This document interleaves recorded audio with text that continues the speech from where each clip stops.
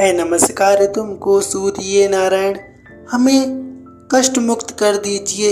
हे रोग नाशक देवता, हमारे रोग खत्म कर दीजिए।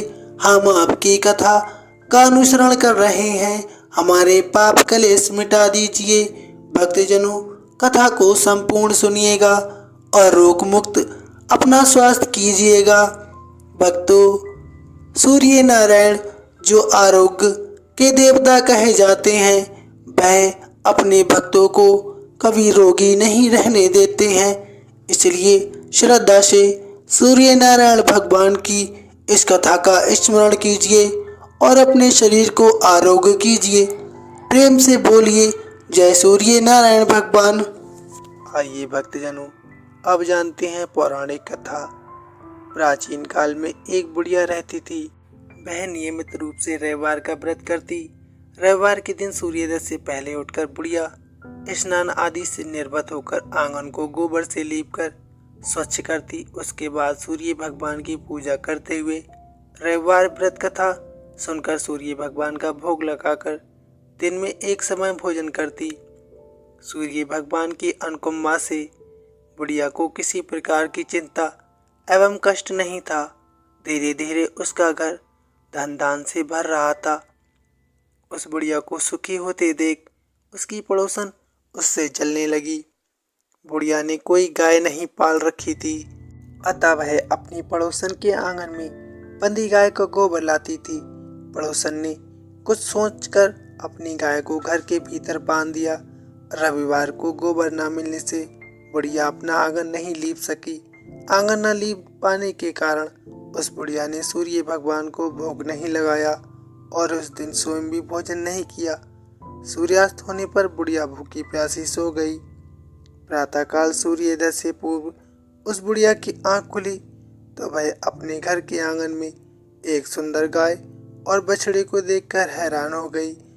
गाय को आंगन में बांधकर उसने जल्दी से उसे चारा लाकर खिलाया। पड़ोसन ने उस बुढ़िया के आंगन में बंधी सुंदर गाय और बछड़े को देखा तो वह उससे और अधिक जलने लगी। तभी गाय ने सोने का गोबर किया। गोबर को देखते ही पड़ोसन की आंखें फट गईं। पड़ोसन ने उस बुढ़िया को आसपास न पाकर तुरंत उस गोबर को उठाया और अपने घर ले गई तथा अपनी गाय का गोबर वहां रख आई।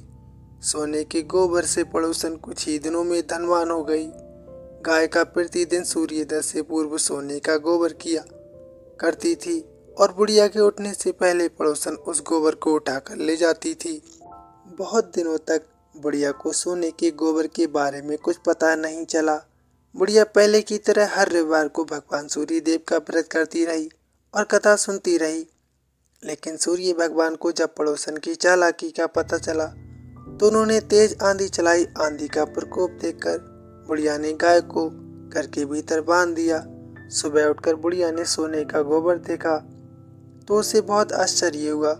उस दिन के बाद बुढ़िया गाय को घर के भीतर बांधने लगी। सोने के गोबर से बुढ़िया कुछ ही दिन में बहुत धनी हो गई।